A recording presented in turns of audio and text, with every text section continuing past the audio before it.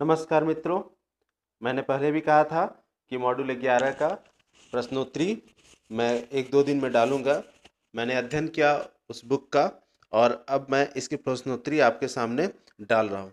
सुबह भी मैंने एक वीडियो डाला था, लेकिन कुछ लोगों का फ़ोन आ रहा है कि उस वीडियो में साउंड कम है, इसलिए मैं दोबारा से फिर ये वीडियो आपको डाल रहा हूँ। आप इससे अपनी प्रश्नोत्तरी अच्छे से कर पाएंगे।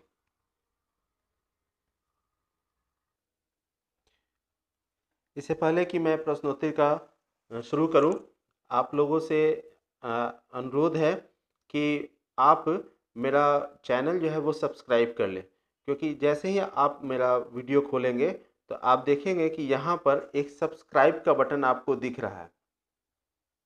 इस सब्सक्राइब के बटन को आप प्रेस कर लें, जिससे कि आने वाला जितना वीडियो होगा, जैसे मॉड्यूल 12, 13, 14 और भी कई मॉड्यूल अभी चलेंगे, तो उनका जो मैं क्वेश्चन आंसर करूंगा तो वो वीडियो आप तक तुरंत ही पहुंच जाएगा। और बेल आइकन को अगर आप दबा लेते हैं तो आपको तुरंत जैसे ही मैं वीडियो यहाँ से अपलोड करूंगा, आपके पास उसका नोटिफिकेशन चला जाएगा। इसलिए मेरा आपसे अनुरोध है कि आप जो है मेरा चैनल सब्सक्राइब कर लें। आप जैसे वीडियो खोल रहे होंगे तो यहाँ पर राजेश कुमार इप्टा लिखा हुआ आपको मिलेगा और इसके बगल में सब्सक्राइब का बटन है, आप इसको एक बार प्रेस कर लें और उसके बगल बेल आइकन होगा, उसको भी आप दबा दें। चलिए शुरू करते हैं हम लोग।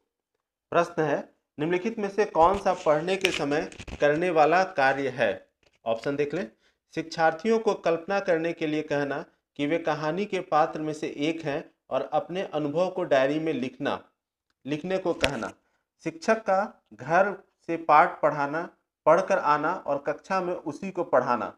शिक्षक का पाठकों के विचारों के बारे में शिक्षार्थियों के साथ एक संपूर्ण कक्षा गतिविधि के रूप में चर्चा करना। कक्षा में 4 या 2 के समूह में विभाजित करना और पाठ को बारी बारी से पढ़वाना। शिक्षक बच्चों को समझ के साथ पाठ को डिकोड व्याख्या करने को कहना। इसका आंसर होगा कक्षा को 4 या 2 के समूह में विभाजित करना और पाठ को बारी बारी से पढ़वाना। शिक्षक बच्चों को समझ के साथ पाठ को डिकोड व्याख्या करने को कहना। नेक्स्ट क्वेश्चन की ओर बढ़ते हैं। एक पूर्व पाठन कार्य का उद्देश्य है पाठ के विचारों को साथ लिखने वालों के पिछले अनुभव को ज्ञान से जोड़ना। कठिन शब्दों को खोजने के लिए शिक्षार्थियों को स्वयं पढ़ने के लिए कहना। शिक्षार्थियों को उसके पिछले ज्ञान के बारे में बात करना।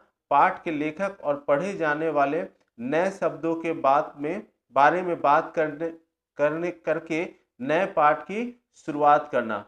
तो पाठ के विचारों के साथ सीखने वाले के पिछले अनुभव और ज्ञान को जोड़ना। इसका आंसर होगा। अगले क्वेश्चन की ओर बढ़ते हैं।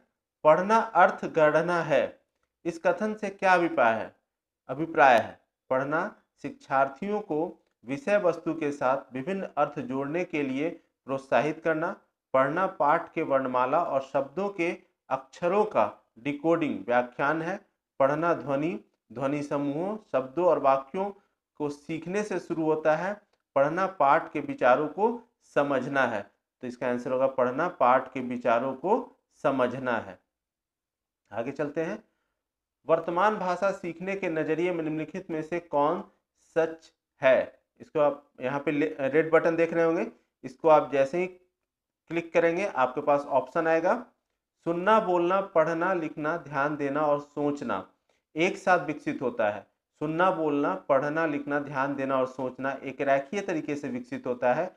लिखने से पहले सुनना, बोलना और पढ़ना विकसित होता है। लेखन एक भाषा सीखने के शिक्षार्थियों द्वारा विकसित किया जाने वाला अंतिम कौशल है। इसमें पहला सही है। सुनना, बोलना, पढ़ना, लिखना, ध्यान देना और सोचना एक साथ विकसित होता है। तो मेरा ऑप्शन एक सत्य होगा। मेरा ऑप्शन होगा एक सत्य है। चलिए, जब बच्चे स्कूल में प्रवेश करते हैं तो हम भाषा कौशल का निर्माण करना है, उन्हें वर्णमाला के अक्षर पढ़ाना शुरू करना है, मौखिक कर्ण साधनों के माध्यम से भाषा के साथ परिचित कराना है, वाक्य और कहानियां पढ़ने के लिए उन्हें पढ़ाना शुरू करना है।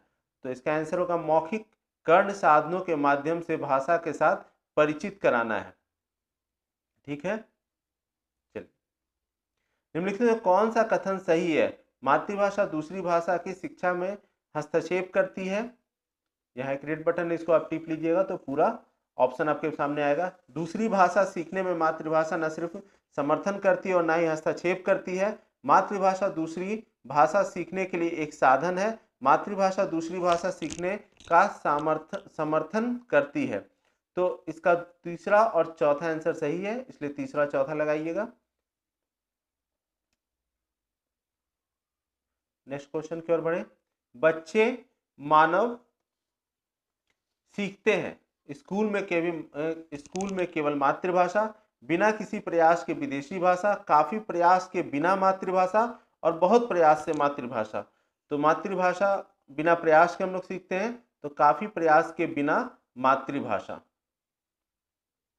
भाषा सीखने के केंद्रीयता का अर्थ है कि सभी भाषा सीखना मूल रूप से विषय वस्तु सीखना है।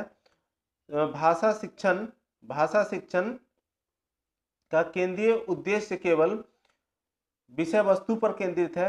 विषय वस्तु को भाषा की चिंता नहीं करनी चाहिए और सभी विषय वस्तु सीखना मूल रूप से भाषा सीखना है। हमारा ऑप्शन होगा सभी विषय वस्तु सीखना मूल रूप से भाषा सीखना है। मातृभाषा आधारित बहुभाषीय क्या है?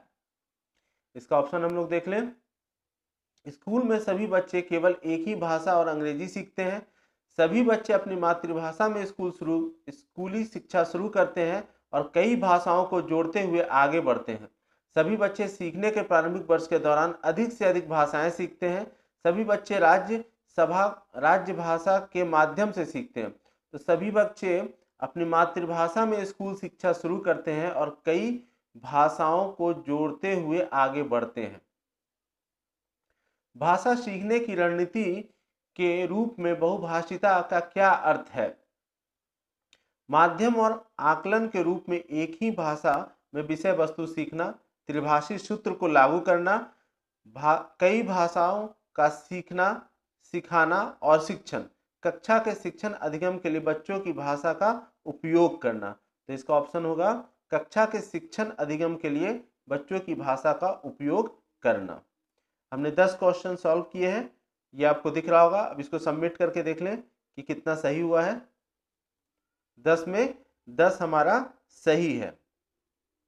तो दोस्तों एक बार फिर मेरा आपसे आग्रह है कि आप मेरे चैनल को सब्सक्राइब कर लीजिए, क्योंकि मॉड्यूल 12 का आंसर जल्द ही 2 दिन में इसका अध्ययन करूंगा और 2 से तीसरे दिन तक मैं मॉड्यूल 12 का आपको आंसर की उपलब्ध करवा दूंगा, ताकि आपको कोई दिक्कत ना हो। मेरे चैनल पे आने के लिए, इसे देखने के लिए आप लोगों का धन्यवाद।